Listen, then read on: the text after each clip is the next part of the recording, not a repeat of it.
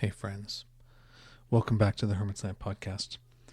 I've been thinking about why I do this podcast and what it is that I'm really looking for. And I've been coming around to the phrase that goes something like slow conversations about deep topics with interesting people. I really want to take space and time to dig into things, to have nuanced conversations, to really step into people's stories and the living practice of being a spiritual human being in this day and age. So this is really what it's about for me. I hope you enjoy it. Hey folks, I am back today with another episode of the podcast. Today I have Nancy Hendrickson on. I had the pleasure of meeting Nancy in person last year at the Kingston Tarot and Lenormand conference, and to be honest, she's just a delight. Nancy is really known for a lot of her work with ancestors, which, as folks know, is an area that I'm very excited about. She's written a couple of great books and done a bunch of other work, bringing that sort of world of tarot and card reading and ancestral work together. But, for folks who might not know you, Nancy, why don't you let us know who you are? Oh, wow. And Andrew, it was great to meet you in person in Kingston. I so enjoyed it. And, I've seen your name around a lot, but I never knew you. And I know that you and Carrie Carrie Paris had a connection. So, anyway, it was nice to meet you in person. What do you need to know about me? Oh, my God. Well, as you saw in Kingston, I am incredibly dedicated to my craft of both tarot and ancestral work. And I've been doing ancestral research since I was about 8 years old. And in fact, several of my books pre ancestral tarot were genealogy books that I wrote on, where to find ancestor stuff if you've never gotten started in it. Because I think I was actually just born to do this work. Whether it's on the genealogy side or the tarot side. And did it start out with a metaphysical overlaying for you, or did it start out more No, practically? yeah, Ancestral Tarot, which I think came out in 2020 or 2021, it was the culmination of a lifetime of genealogy and 40 plus years of tarot. And I had always gone through life kind of keeping them in separate bins. And I thought, I'm really tired of this because I use them together. So now my next book, I'm going to write about them together.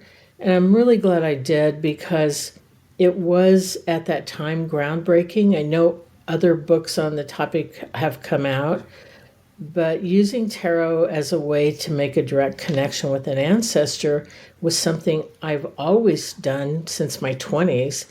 And since this is audio only and you can't see me, I'm way past my 20s.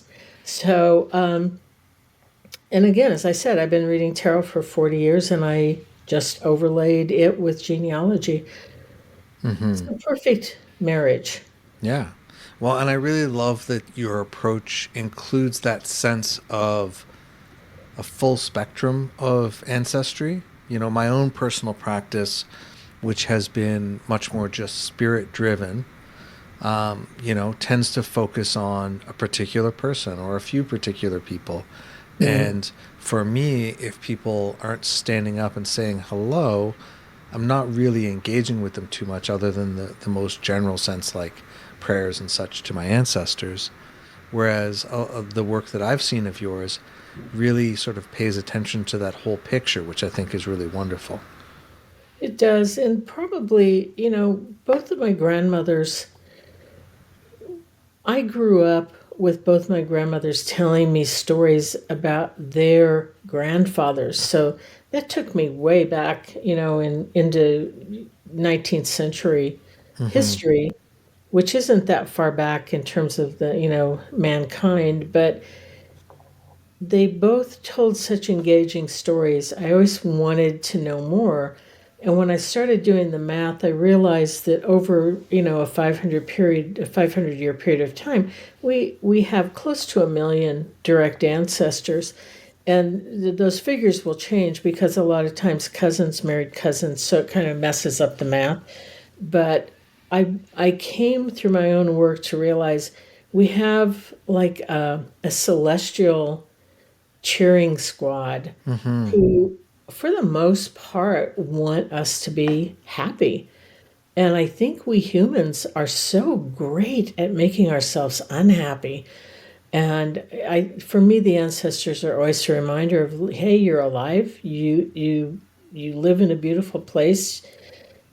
Life is good. Be happy. Stop making up things that are problems because, I know ancestors who, out of 13 kids, lost 10 of them. Their lives were incredibly difficult. And so I think that's why they're always jabbing, you know, come on, you got it Come on. all. Be Yeah, happy. yeah, yeah. Well, and I think that it's one of the places where I often send people first because there are almost always ancestors who are close, Yeah. ancestors who are invested, you know, and Yes. we can go knock on the door of the Archangel Michael or whomever else, but maybe they care, maybe they don't care in a particular sense. Whereas those ancestors that are there really do have that vested interest in sort of seeing everything continue in a good way and helping that family line continue in positive ways. I think that's absolutely true. And, a lot of people didn't know many generations back. You know, I can get back to like a great aunt, but beyond that, they were gone before I was ever born. But I look at even my own great aunt, and, she had 5 or 6 kids, 3 or 4 of them died in a combination of World War II, car accidents. Her husband shot himself out hunting, and yet my only memory of her is laughter. She found a way to find laughter and joy in this incredibly tragic life. And so I was lucky that those were really role models for me. Yeah. Yeah. Well, and I remember when COVID came around and the lockdowns started. And Yeah. one of the things that I started talking a lot about with folks at that time was I guarantee you have ancestors who've lived through something.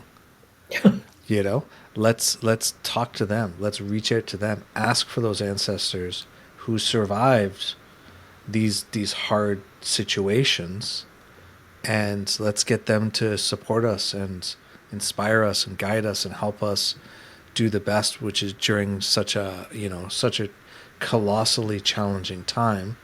And it's been back on my mind as the American political situation has really shifted over the last while. And I'm like, I'm sure you have ancestors who have lived through very, very hard times, being persecuted and afraid of the politics and all of those things. And let's connect with them and let's get them, to lean in for us and help us and support us and keep us safe and maybe advise us on things as well. That's really true. And Andrew, just because the difference in my age with and your age, my guess is your grandfather might have been born during the 1918 pandemic, Yeah. at sometime in that era, just because my dad was born in 1918. So Yeah. you probably have a generation further back from me. Mm-hmm. And I actually wrote an article about, I read cards tapping in with an ancestor who I knew did live through the 1918 pandemic. And it's inspiring.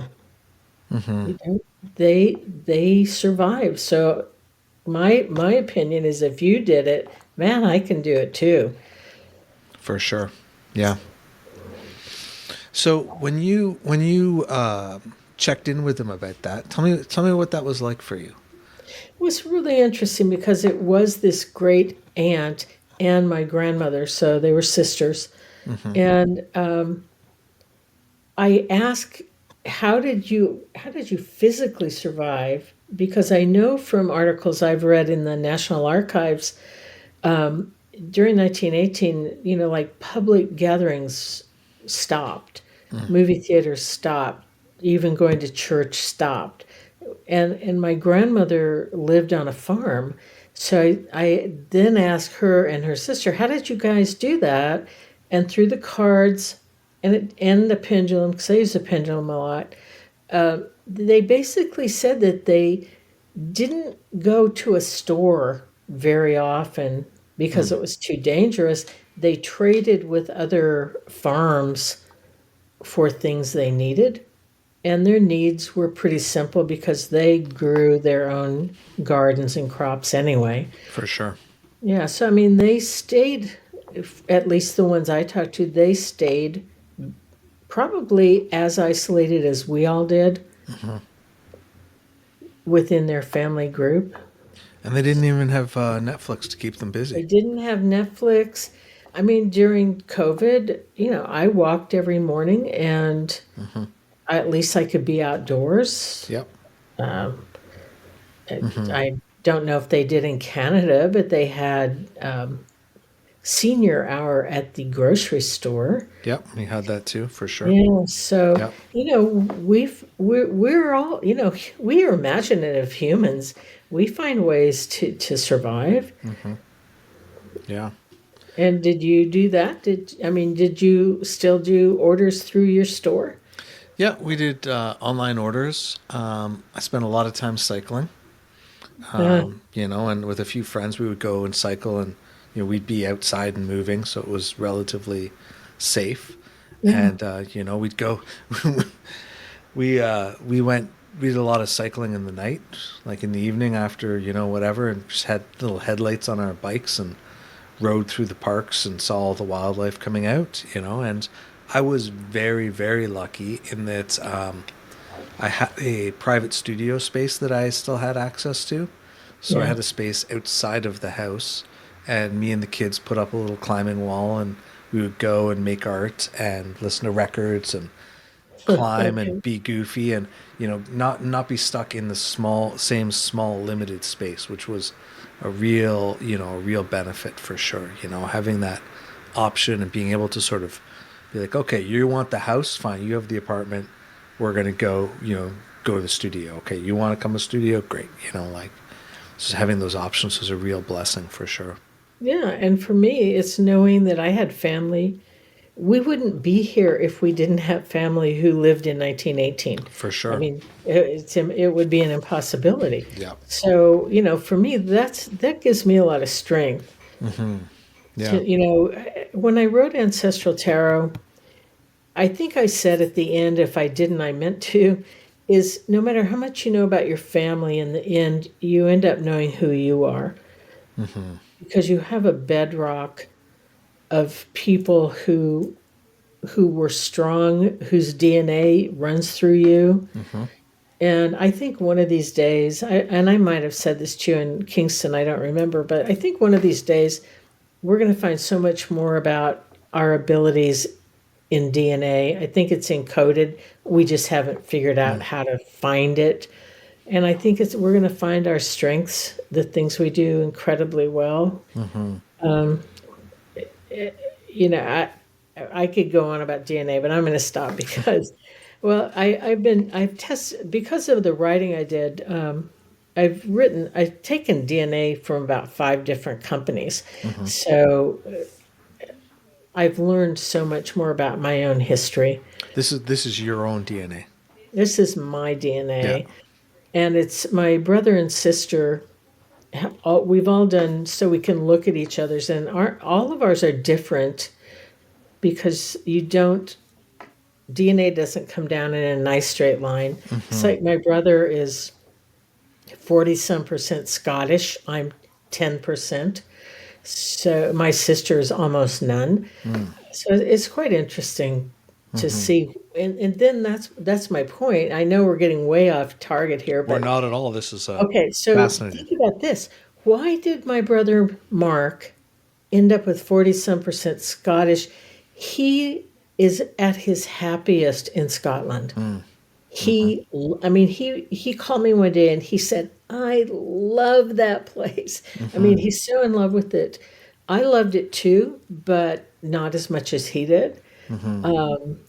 So, are we getting clues by those little bits of DNA in our reports Yeah. about what's important? Yeah, I haven't done any of those tests. I should play around with that and see what comes Well, up, you know. McGregor's pretty Scottish. It's pretty Scottish. I mean, you know, in living memory, it's mostly Scottish and English. However, my great grandmother, so my maternal line Right. grandmother, something interesting came out after she passed, and my mom was going through all the records, and what happened was her husband had gone off to fight in the war. You know, my grandmother was born in 1920, and so you know, my great grandmother's husband, my great grandfather, well, actually not my great grandfather, he had gone off to fight in the war. He didn't die, but he never came home. He just Okay. abandoned his life, right, and went and did whatever he was doing wherever he was in sort of mainland Europe as opposed to back in London, right? And however it happened, and you know, this is something that's on my list to spend some time with the cards and talking to my ancestors about. My great grandmother went to Italy and she met a man there, and he was the father of my grandmother. They weren't married. He, as far as I understand, he did not come back to England with her, and eventually she returned to England with with my grandmother, right? So Wow. there's this interesting little slice of 1/8 Italian that exists in me, and and the family back a few generations. There was this sort of surprise, right? And I remember the day that my mom kind of put it together and like told me and my brother.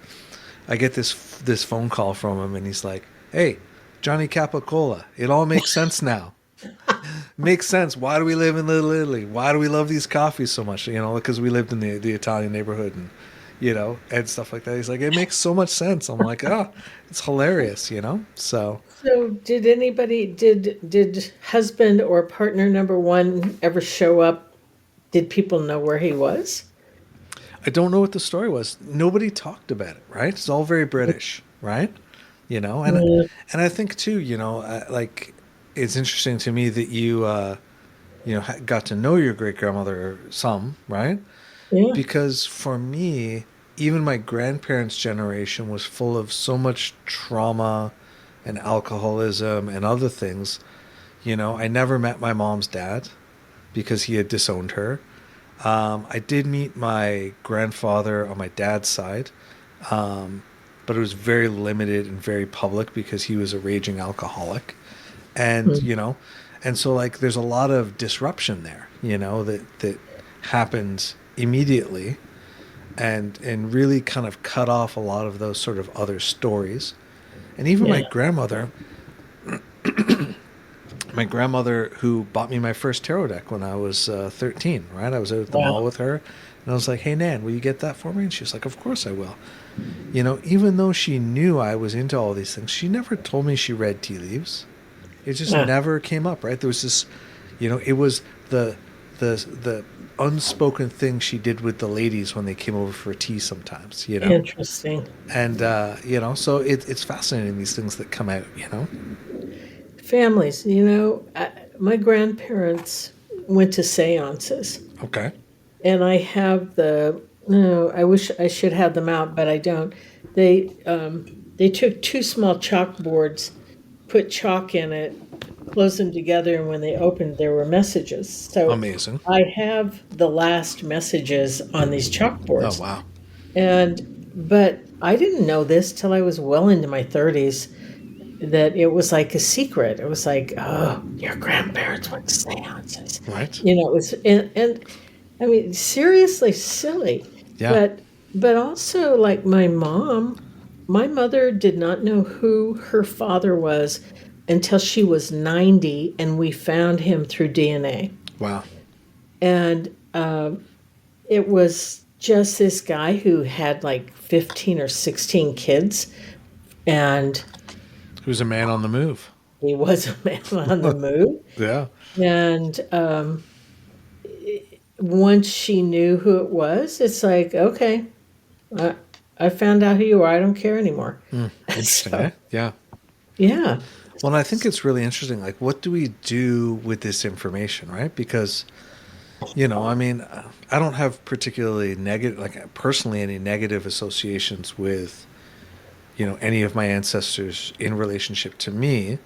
But the stories that I've heard from my parents about their parents are super garbage, And, what do you do with those difficult folks? Like, is that a You know thing that what? you run into? My grandmother was married, and this is her first husband. So she already had my mother by this guy, and then she had 3 kids with her husband. And one day he just walked out the door, and there she was with 4 kids to support. Do I want to connect with this guy in spirit? No, I could care less. And his parents knew where he was, but they would never tell my grandmother. Do I want to connect with them? No. Yeah. And, I tell people you don't have to connect with people that did things that you just can't live with. And, I know some people will say you really should work with them for healing. And maybe I'm just not that big of a forgiver. Yeah. Knowing how cruel that was to walk out on some woman with 4 little kids. Yeah. So, And I'm sure at that point in history too, even more so, right? oh, totally. Yeah. I mean, totally. Life was hard enough for a single parent, throw 4 kids on top of it. And I'm sure my grandmother had a really hard life. The good thing on her story, though, was she didn't like me. So Okay. she loved my sister. She didn't really like me, but it wasn't until I was writing the first book that I made peace with the fact she didn't like me. And I think that's kind of the best we can do. Let's just make peace with ourselves Yeah. about these people. Yeah. Well, and for me, because I have a very sort of magical, approach to working with spirits and ancestors, I tend to, with those folks who are difficult, I don't, in my house I have an altar where I speak with the dead and make offerings and stuff like that. And in my religious tradition, working with Orisha, respecting the elders of my lineage as well as my ancestors by blood is a really important part of it. But if I'm actually going to like deal with anybody who's more difficult, I go outside and do it. I do it out of my house. I'll go find a nice tree stump and leave them something there. Or if they were religious, or a lot of Catholics in one wing of my family, I'm just like, perfect. I'm just gonna have a mass said for you and let that, let the Wow. church and God lift you up, and I'm gonna And stay at home. you are way more forgiving than I am. But I think there are some things that are unforgivable. 100%. And, I work more, I don't work so much on healing them as I do me. Yeah, And that's what's important to me. for sure. And, I work with a lot of people age, I'd say 35 to 45. And there's so much family trauma. I don't know if it's that group or just those are the people who come to me. Maybe both. The older generations just don't talk about it. Yeah, I suppose so. Well, and younger generations are willing to walk away from a toxic family. I think they're much more willing to walk away than my generation or your generation would have been. Maybe that's conjecture on my part, but I'm happy to see them. Why stay in a place where you're being tortured by the toxicity in your family? Yeah, For sure. Yeah, I think it's so good to build some kind of process, walk away, engage, work on yourself, whichever way, right? Because these things, whether they're in our DNA or just inherited by the environment we grew up in and the inherited, you know, traumas and dramas and all those things, I mean, it's such an impactful set of forces in us if it's unexamined, It's right? true. You know? It's true, but I don't feel like we need to work through every single thing that we run up against. I'm of I am more in the what mountain am I willing to die on? Sure. And so if and this changes as you age, the older I get, the less mountains I'm willing to die on. Mm-hmm. I really concentrate on the things that I think are really important, both for me personally and for politically, culturally. Sure. Those are the things that are important to me. Yeah. I mostly just want to be out in the woods, listening to the river and the birds. That's really where I want to be so much. Yeah, I told one of my friends I want a cabin in the woods that's really close to a major medical center. Mm-hmm. Yeah, I don't think I'm going to find that. for sure. Yeah. Yeah, I do think it's really make trying to make that decision, right? This is not a thing that I'm going to deal with, Yeah. I have Well, one of my grandparents. I remember the first time I was doing like a misa, like a spiritual mass or a séance type thing, right? For folks who know, I do like white table, misas and stuff like that, right? Sort of Alan Kardec kind of things. And I remember my dad's dad showed up and he behaved like an asshole, and I was like, "You're done. Get out. That's it." And that was pushing 30 years ago. And every now and again, when I'm doing a bigger ritual for the whole family that includes like just, honoring them or sending energy their way, I'll name him. But other than that, he's just out. I'm just like, no, I don't got time for that, yeah. And Yeah. yeah, he'll sort it Yeah. out next time he comes to Earth. And now, a word from our sponsor. All right, folks, we've hit about the halfway point, and I just want to take a moment to remind everybody that the Hermit's Lamp, on top of being a podcast and my work in the world, is also a store. It's a physical store in Toronto and an online store that ships just about everywhere. It's a store where my passion for magic, spirituality, plants, crystals, incense, candles, books, tarot decks, and all of those wonderful things gets to have its manifestation. I like to use the phrase, it's serious about spirituality but not pretentious. It's a place that's welcoming of everybody and supportive of all my LGBTQ plus friends and everybody else. So if you're looking for some spiritual supplies, drop by the online store or come visit us in Toronto. We've probably got what you want, and if we don't, we'll bring it into you, and we're happy to send it to you wherever you are. With that, let's get back into it. So you mentioned you had an altar, an ancestral altar. Yep. What do you have on it? So, What do you have on it that you can say? I have 7 glasses of water. I Okay. have pictures of my ancestors. I have items that belong to some of my ancestors.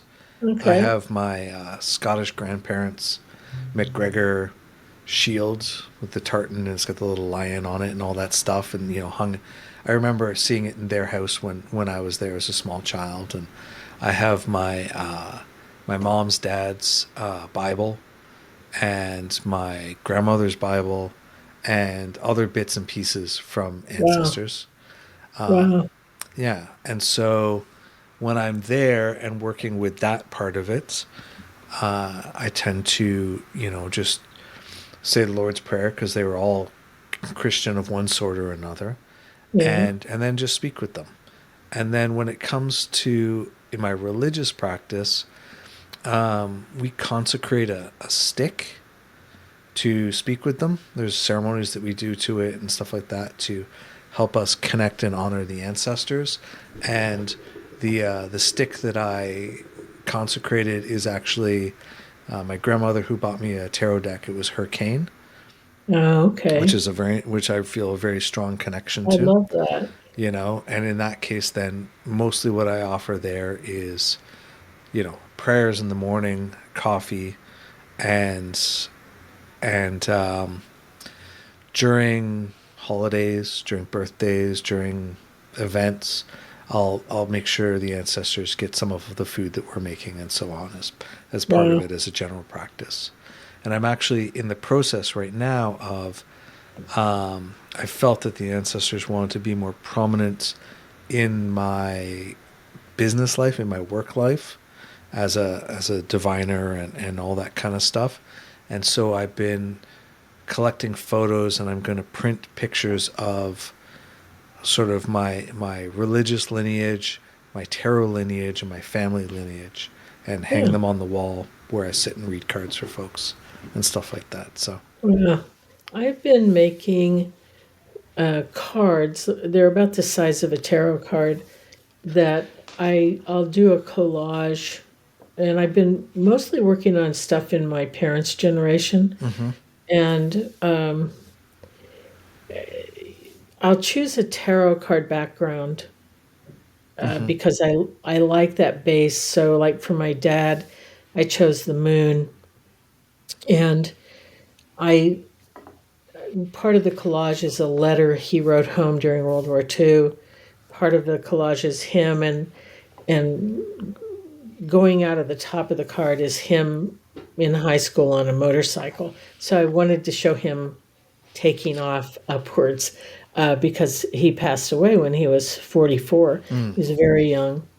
And so I'm working on my mom's right now, and they're on my altar, the cards I've been working on. mm-hmm, And there's something about what you said about creating the pictures, saving the pictures.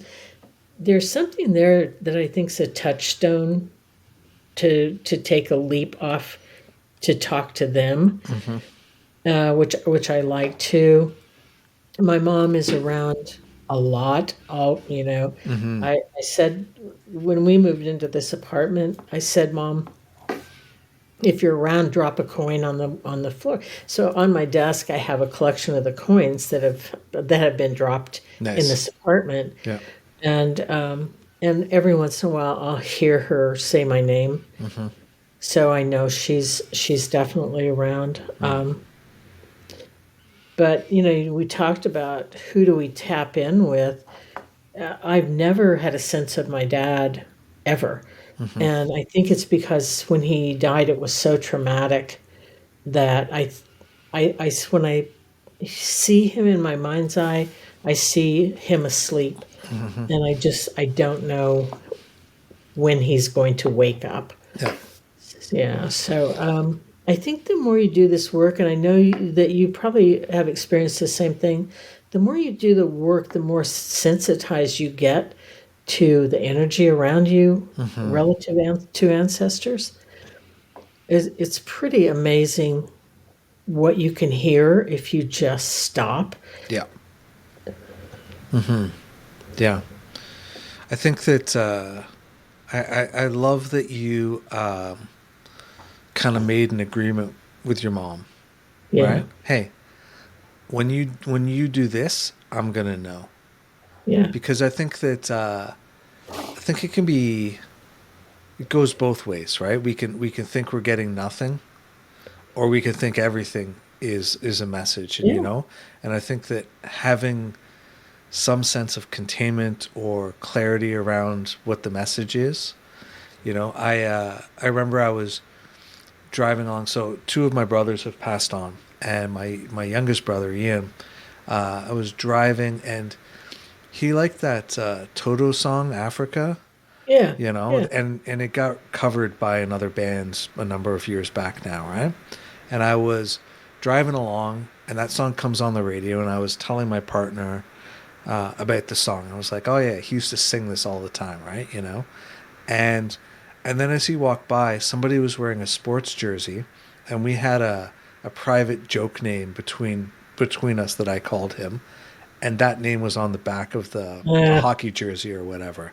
And I was like, I see you, Ian. I see you. Thanks, man. You know, and you know, like, but it's not everywhere, and it's not all the time, right? no, I don't know, Andrew. I see signs almost every day Yeah. that I know are messages. Mm. And I think it's because, you know, I think we just don't open ourselves up to being aware. I think we're getting whispered to all the time. Mm. We're too busy, or we say, I'm imagining that. Mm. You know, I am, and I'll just say this too.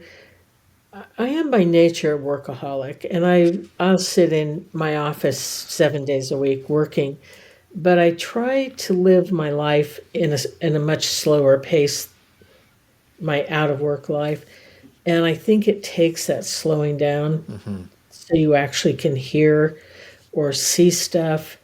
I was looking for I'm going to be teaching a class this summer, and I was looking for something because I'm making a magical item for the class, Mm.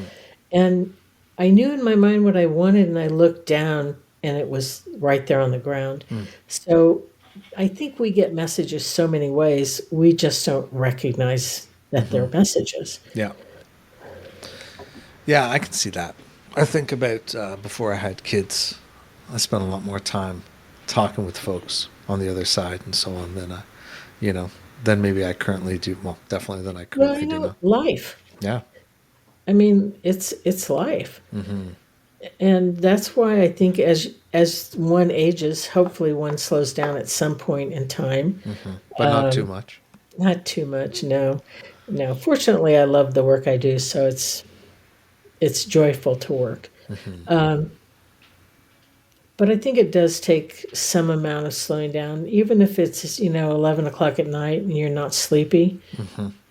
You're in slow mode, unless you're on Netflix. Right. Yeah, you got to turn that stuff off sometimes. Yeah, I've decided lately. Well, I've taken lots of apps off my phone, Mm-hmm. and I'm mostly on Substack because that's where I write. And the other stuff has so little meaning in my life. I don't. I simply don't care anymore. Mm-hmm. And it's. This sounds. I don't want it to sound horribly worse than I mean it, but I feel like a withdrawing from a larger community of metaphysicians and pulling back more into my own work Mm-hmm. because it's too easy to get distracted. Yeah. It's like you're reading every little post on Facebook. I don't want to do that anymore. Mm-hmm. It dilutes my life. Yeah. I also feel like, to me, I always am concerned that it also dilutes my work. I think Because, it does. like, I follow none of the other metaphysical stores anywhere. I don't follow a single one of them. I don't want to see what people are doing. I don't. I don't want to be invested in what people are doing. I don't want their thoughts and Yeah. processes to impact mine. What I want to do is be engaged and with the folks that come to my store and engage with my work and lean deeply into what I have to offer and what they might need and where that overlaps. So yeah, I did the same thing. I've changed my phone setup so that I have a work mode and a home mode. And once I'm done work for the day, all my social media is gone. I don't check email. I don't do anything anymore. And that's a real bonus as well. It's brilliant, Yeah. and I think that social media has kept us oxymoronically. It's kept us further apart while it looks Mm. like we're closer together. Yeah. And I see people wanting to go back to I want in-person groups. I want Yeah. in-person dialogue. Yeah. I don't want online anymore. And I've always been an early adopter of technology, I've Mm-hmm. been online since 1986. Woo. So I know way back. It's the pioneer era, I guess, of the internet. So I've always loved technology, and it comes natural to me. It's really easy, but I've seen the real downfall of Yeah. it taking away too big a chunk of my life, Mm-hmm. and I don't want to do it anymore. Yeah. Well, and I've always been a person who has gravitated towards depth. Yeah. And this is where bringing back the podcast, it's one of the reasons why I resurrected it after a big hiatus is I'm like, I don't want to engage. I mean, no, it's not fair. I don't want to spend most of my time engaging in small ways. I want to spend my time engaging in big and deep ways and having these long conversations with folks where we can really talk about things and really explore topics and nuance and all that stuff and yeah. So do you then spend time with people who come into your shop? I Yeah. mean, are you actually in there or I work in the shop a couple days a week, plus breaks for folks and stuff. So, yeah, and when I'm here, like today is a Tuesday, so I'm here. I'm not officially working on the shop floor, but I'm in and out, and if I kind of hear something down the hall, I'll go out and chat with people, and you know, and yeah, answer questions and give my employee their lunch and stuff like that. And also more and more, I've been running meetups and hangout type stuff around tarot for folks, and so yeah. I'm at those. And again, we get to have an hour and 45 minutes of hanging out and either talking collectively or breaking off into little groups and talking and engaging with the cards and engaging in stuff. And it's yeah, it's very satisfying to me. Did I see that you were going to teach a journaling class? Yeah, so by the time this episode comes out, the live class will have run because it's running tomorrow, but it'll be available by recording. But yeah, I'm going to be sharing the ways in which I work with the tarot and the journaling.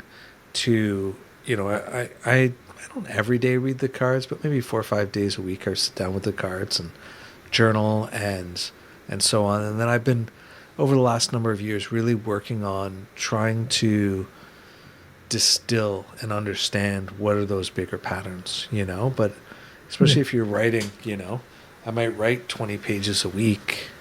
It's a lot to reread and reread, and so like working to distill it and looking for those things, it's one of the biggest examples. I remember a number of years now ago, I was like rereading my journal for the last quarter, and I was like, every second post starts with the words, when I am free, I am going to, right? Okay.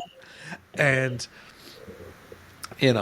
honestly, I feel like there's a little bit of Scottish heritage in that, uh, but and so then I stopped and thought about it. I'm like, okay, I work for myself. I'm in an open relationship. I can't change everything today, but there's probably almost nothing about my work life that I couldn't change over 6 months or a year. So like, I'm like, what am I waiting for? You know? And and so then I just started looking at that a lot, and what were those reasons why I was waiting, and why was I pining for some theoretical thing, And yeah, it really shook up a lot of stuff for me. But if you're not rereading it, you don't see that because you don't feel it, or I don't feel it when I write it today and next week and next month. I don't tune into that. It's wise that you're doing it quarterly at least because I actually taught tarot journaling decades ago, Yeah.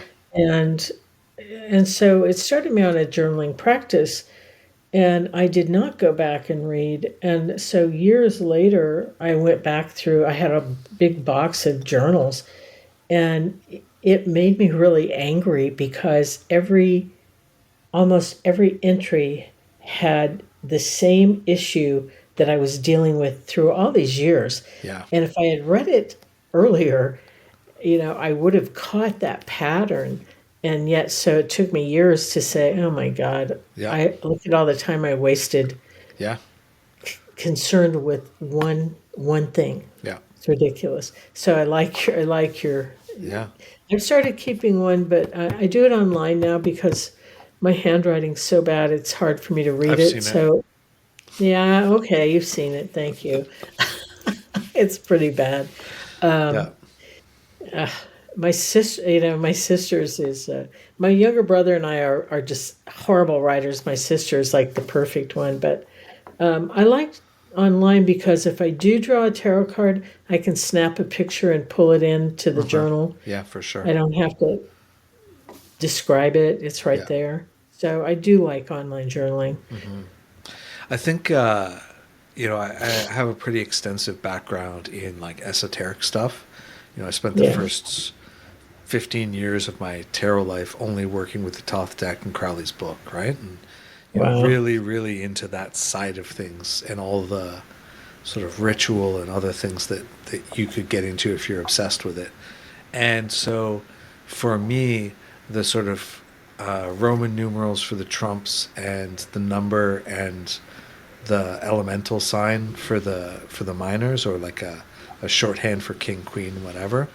I've spent so long notating that way that I can just look at it and immediately my writing of it triggers that image almost. It's so encoded at Well, this point. yes, it would. Yeah. You I used to do this. I don't do it anymore, but if I had trouble sleeping, Uh-huh. I would picture the tarot cards starting from the Ace of Wands, and I would go through every suit and then all the majors, Nice. and that would always put me to sleep. But How but how I far did you get most nights? I mostly got through all the minors, Okay. so I got through several of the cards, but it was like my version of counting sheep. Yeah. And so then this was Robin Wood. I would always see Robin Wood tarot. So then I would switch to Druidcraft. Uh-huh. If Robin didn't put me to sleep, I went to Druidcraft Yep. and tried to picture all those cards. But even if you're not doing it trying to go to sleep, it's a great exercise that you know the deck that well. Yeah, for sure. Yeah. Yeah, there's a certain amount of that comes from working with it a lot, but I've definitely spent time, at one point in my Thoth journey, I would just I worked my way systematically through the deck, and I would just sit with a card for 20 minutes and just write, make little notes, look at Really? it, look at it again. And, there are things that emerge, and sometimes those are things that are actually in the cards. And sometimes there's just things that you see into the card maybe, Yeah. and a lot of information kind of can come through that opens you up, So, I've never used that deck because when I first started with tarot, I was in a metaphysical bookstore and a sample was on a shelf and for people to look at. I reached out to pick it up, and a voice literally right behind me said, "Don't ever touch that deck." And I thought it was a friend of mine, and I turned around and nobody was there. right. So I was like, that is always like, okay, I'm not, I think that is not the deck for me. Yeah. Also, Tarot of de Marseille, I struggle with that deck. It's just my brain won't wrap itself around it. Yeah. It's funny how that goes, right? I think we really need to listen to that. So I was working with the Thoth deck for a long time. I started working as a reader full time, and at the peak of my reading career at the store that I started at, I would see 30 to 50 people a week in like half-hour increments.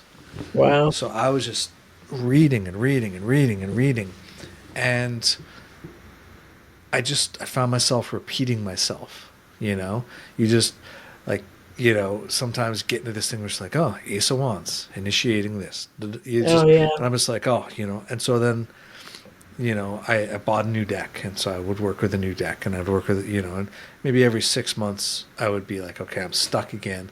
And sometimes I would cycle back. or shake them up. But sometimes I would just get a new deck. And I got my first Marseille deck during that era. And I was kind of thinking maybe it was time to put the Marseille deck away. And as you say, I heard this voice, clear as day. Andrew, if you would like to give good readings, you should only read with the Marseille deck. If you don't care what kind of readings you give, do whatever makes you happy. Okay. And so it's very rare that I ever read for clients with anything but a Marseille deck.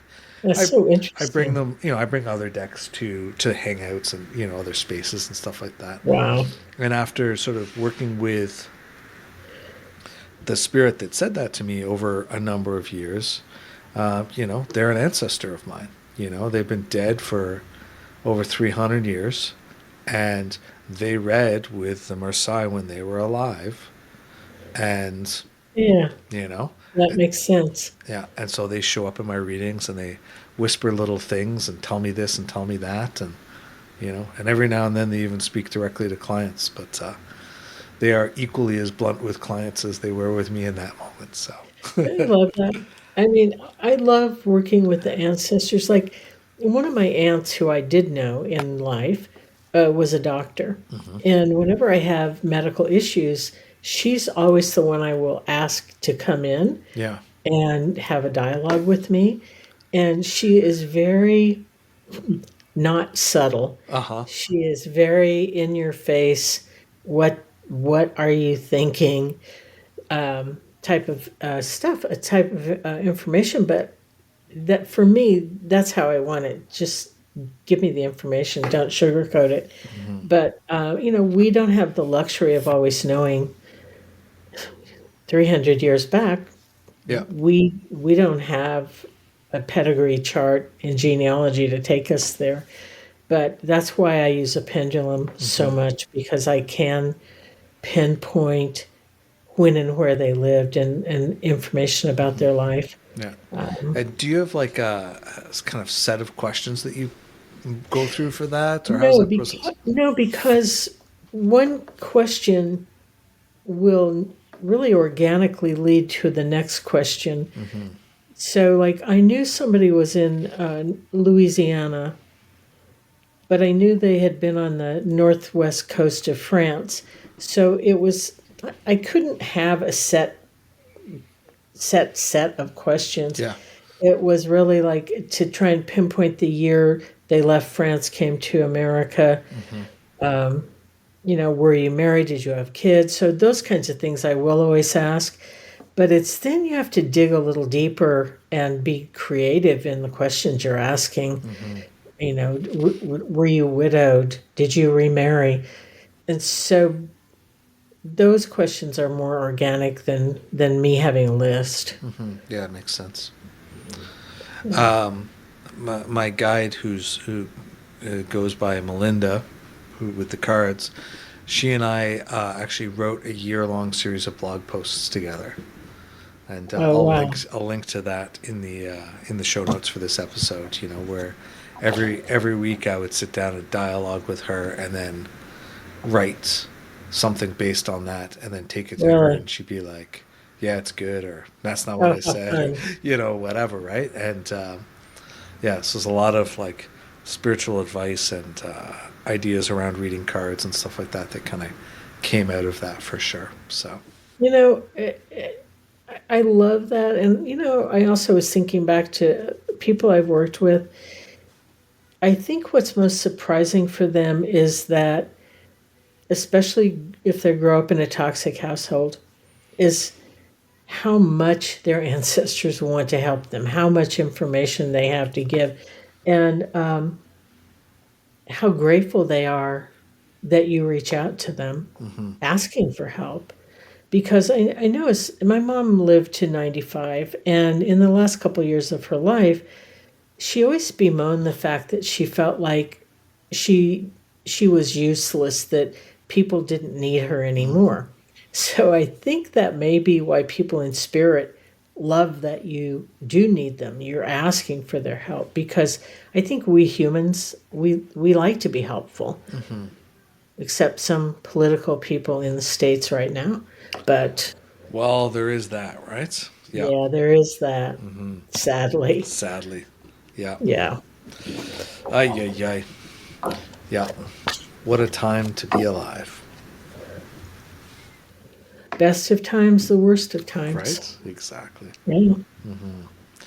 Um, is there anything that you've learned from your ancestors, or that maybe you're doing to kind of buoy yourself up during the Times complicated? like this, Yeah.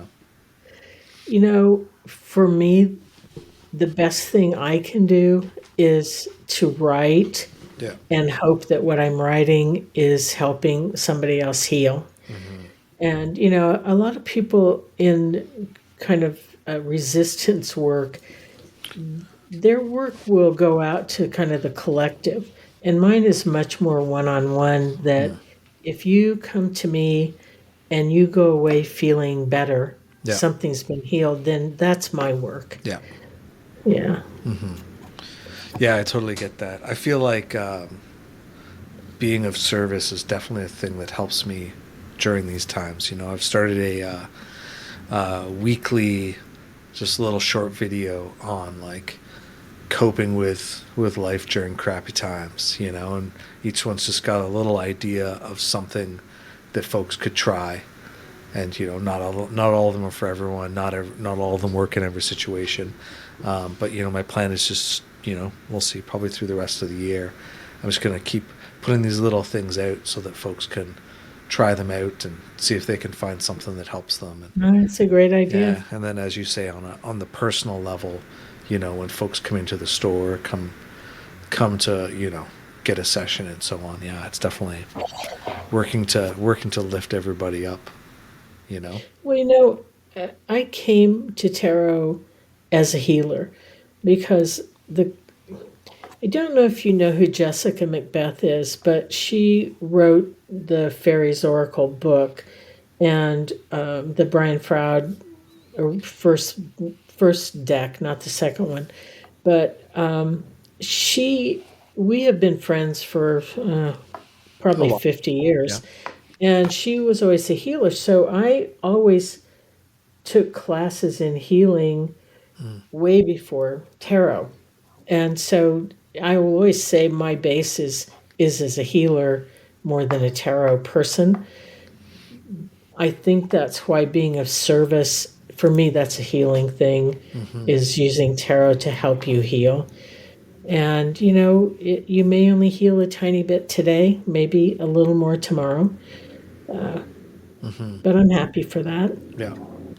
Well, I think that you know, healing is a process, and It sure is. and I think that kind of to go back to our bit from our earlier part of this conversation, and sometimes you can be like, I'm healed enough on this, and now I'm done with it. We'll stop Yeah. looking at it. We'll stop leaning into it. Because I think that we can have those incremental things, and I think there are times where it's good to be like, all right, enough's enough. I got to Yeah. go out in the sun and enjoy an afternoon. Exactly. That's totally true, Andrew. Yeah. So, So would you like to know where you can mostly find me? yeah, I absolutely would. So I write on Substack, and it's just nancyhendrickson.substack.com. I started my site there over a year ago, and I've posted close to 100 pieces.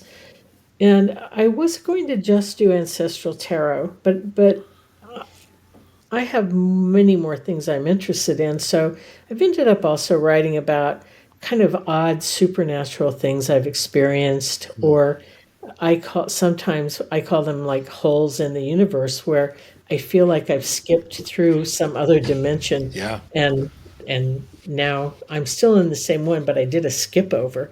I just like to write about things that I feel open people to what's not always explicable. Yeah.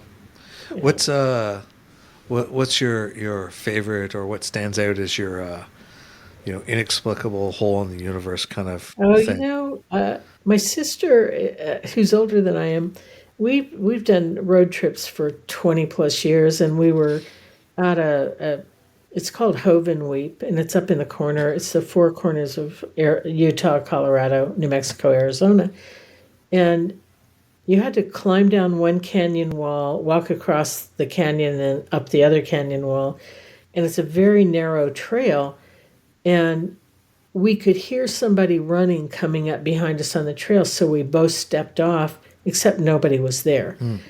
And as we went a little further, we could hear flute music floating up the canyon. It's ancestral Puebloan ruins. I mean, that's just one of many. I'm getting actually goosebumps as I'm telling you this. Yeah, me too. It's experiencing something that all of a sudden has changed.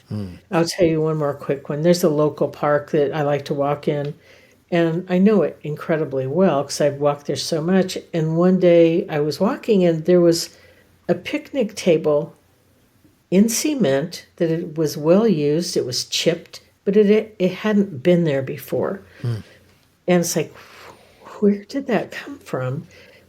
And yet, that's why I felt like I'd kind of stumbled across a different universe or a parallel universe.